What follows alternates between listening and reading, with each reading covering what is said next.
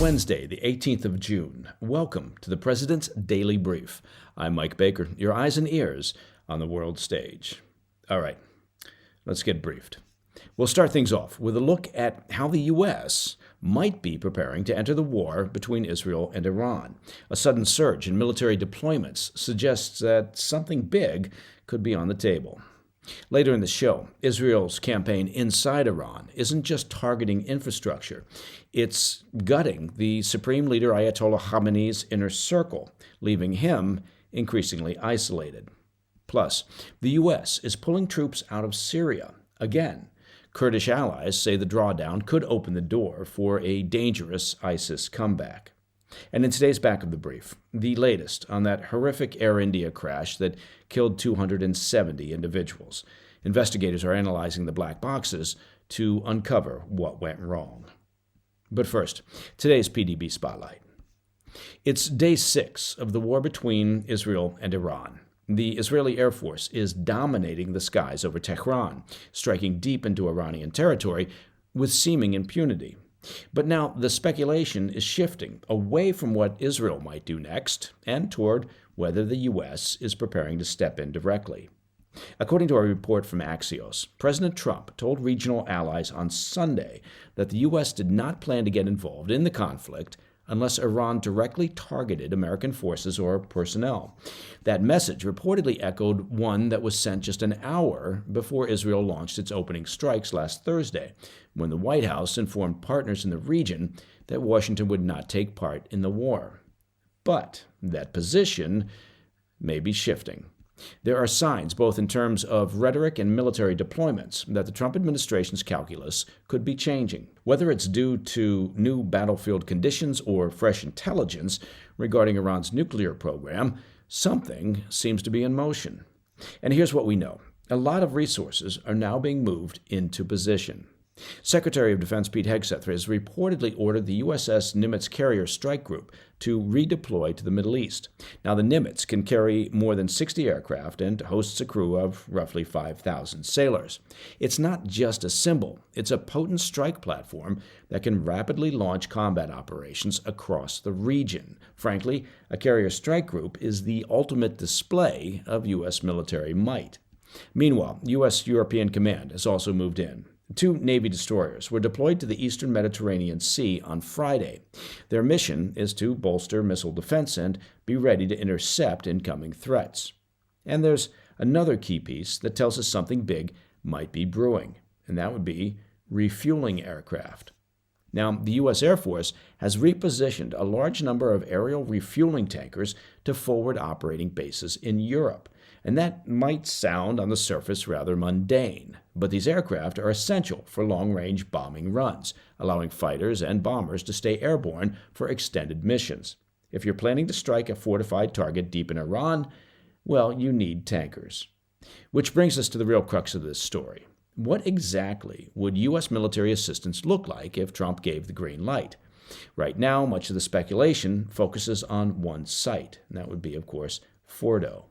Located near the city of Qom, about 90 miles or so south of Tehran, Fordo is an underground nuclear enrichment facility dug into the side of a mountain and shielded by layers of rock and reinforced concrete. Originally a secret site, its existence was made public in 2009.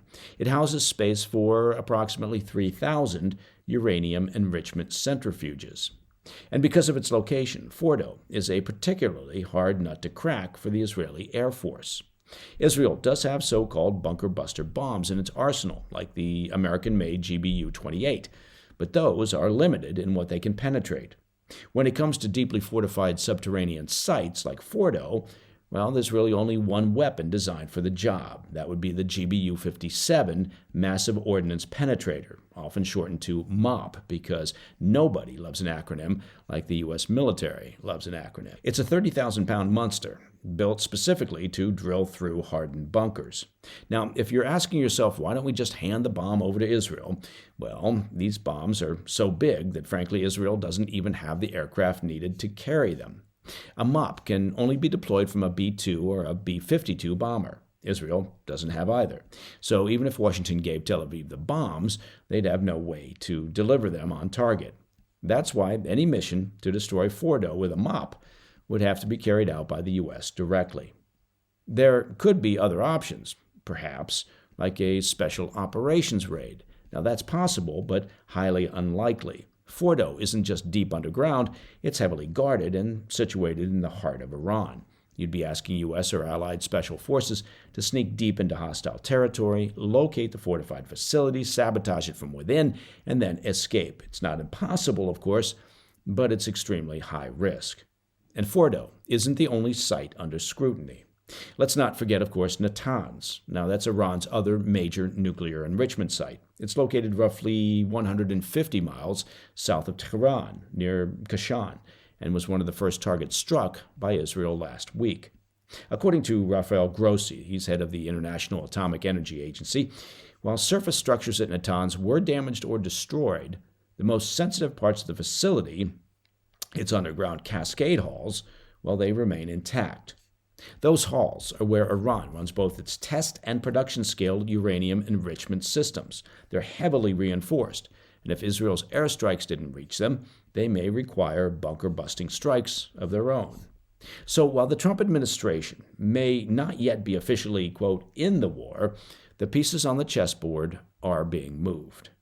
Carrier groups, destroyers, refueling aircraft, massive bunker-busting bombs that only Washington can drop. If the White House changes its posture, either because of a direct Iranian provocation or a perceived nuclear threat, we may soon see the U.S. play a much more active role in shaping what comes next.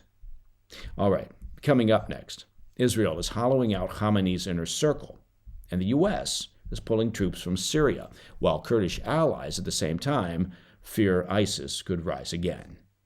I'll be right back. Hey, Mike Baker here. Look, if you own a handgun, you've likely faced a tough choice. Keep it locked up and safe, or accessible but unsecured. Now, Stopbox USA offers a solution with their Stopbox Pro. It's mechanical and keyless and is designed for fast, secure access without batteries or electronics. It provides quick access when every second counts. It's made in the USA. It's TSA compliant for secure travel and is part of a full line of innovative gear, including vehicle safes and chamber locks. For a limited time only, our PDB listeners get 10% off the entire order when you use the code PDB. It's that simple. And right now, Stopbox is running a deal on their most popular bundle. That would be the 2-pack, which saves you over 30% and comes with free accessories and shipping. That's 10% off and a big bundle discount when you use PDB at StopboxUSA.com. Discover a better way to balance security and readiness with Stopbox. Welcome back to the PDB. Sticking with Iran, we're learning that Supreme Leader Ayatollah Ali Khamenei, newly isolated following the deaths of his top military brass in Israeli strikes, is growing increasingly concerned over the mounting existential risks facing his ruling regime. The 86-year-old Khamenei has good reason to be worried, frankly, as Israel declared Monday that they've established total air superiority over the skies of Tehran.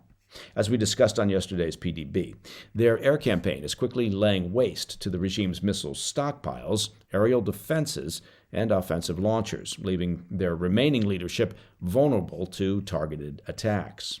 Leaders in Jerusalem and the U.S. turned their attention squarely on the Ayatollah on Tuesday, suggesting he could soon face the same fate as former Iraqi President Saddam Hussein if he doesn't cease his retaliatory strikes on civilians in Israel. Saddam, of course, was hung after his regime fell in the wake of the U.S. invasion of Iraq. In an ominous statement on Tuesday, Israeli Defense Minister Israel Katz said, quote, "I warned the Iranian dictator against continuing to commit war crimes and launching missiles at Israeli civilians. He would do well to remember the fate of the dictator in the country neighboring Iran who chose this same path against Israel," end quote. Now, President Trump echoed that message later on Tuesday, issuing a not-so-thinly veiled threat against Khamenei as he demanded Iran's, quote, "unconditional surrender." Now, Trump said, quote, "We know exactly where the so-called Supreme Leader is hiding. He's an easy target, but is safe there. We're not going to take him out, at least not for now. But we don't want missiles shot at civilians or American soldiers." Trump added, quote, "Our patience is wearing thin," end quote. According to 5 Iranian sources that spoke exclusively to Reuters on Tuesday, Khamenei is deeply concerned that his battered military could make a costly strategic error that imperils his hold on power, particularly due to the loss of his regime's top military leaders in Israeli airstrikes. In short order, Israel has killed the chief of staff of Iran's armed forces, the commander of the Iranian Revolutionary Guard Corps, the IRGC, the regime's aerospace commander, most of the IRGC's senior Air Force officials, and several of Iran's top nuclear scientists. Since then, Israel continues to gut Iran's top brass. A wave of airstrikes on Sunday killed the head of the IRGC's intelligence unit, his deputy, and several other senior intelligence operatives. On Tuesday, Israel confirmed that they've also managed to take out Iran's new wartime chief of staff, just days after he'd assumed the country's senior military role from his terminated predecessor. The systematic eradication of Khamenei's closest advisors has left the Iranian military with serious holes and raised the risk of a strategic blunder, according to the sources that spoke to Reuters. They said Khamenei views the situation as, quote, extremely dangerous and fears their less experienced replacements could make costly miscalculations on issues of defense and internal stability that could irreversibly damage his regime's grip on power, which of course is all he cares about. He's said to now be relying on a smaller body of top advisors who cover political, economic, and diplomatic issues, as well as his 55-year-old son, who's reportedly coordinating decision-making across Iran's various military factions and proxy groups. It's worth remembering that under the Iranian regime, the army chain of command runs through the defense ministry under the office of the president, while the IRGC, well, they report directly to Khamenei. The sources said Khamenei's son is seen by some insiders as a potential successor to the Ayatollah, particularly due to his close ties to the IRGC. Now, we also can't forget that Khamenei is uniquely isolated regionally due to the destruction of his so-called axis of resistance over the past year and a half by Israel. His close personal ally in Lebanon, former chief of Hezbollah, Hassan Nasrallah, was killed last September. His other close regional ally, former Syrian President Assad, was overthrown by rebels in December. Okay, shifting to Syria. The American footprint just got smaller in that country as troops withdraw from 2 more military bases in the war-torn country's northeast. In a Reuters exclusive, reporters who visited 2 bases in the Hasaka province in the past week found them mostly deserted. Only small, isolated contingents of the Syrian Democratic Forces, the SDF, the Kurdish-led force that Washington has backed for nearly a decade in the fight against ISIS, now hold the bases. The once critical nodes of the American anti-ISIS campaign appear, well, dilapidated. Their surveillance cameras removed, their perimeters visibly decaying under sagging razor wire. A Kurdish politician who lives at one of the bases confirmed that U.S. troops were no longer present. SDF guards at the second outpost were less specific, only saying the Americans had left recently. It marks the first on-the-ground verification that these outposts have been abandoned by American forces. An SDF commander told Reuters from another U.S. base, quote, "The threat of the Islamic State has significantly increased recently. But this is the U.S. military's plan. We've known about it for a long time, and we're working with them to make sure there are no gaps," end quote.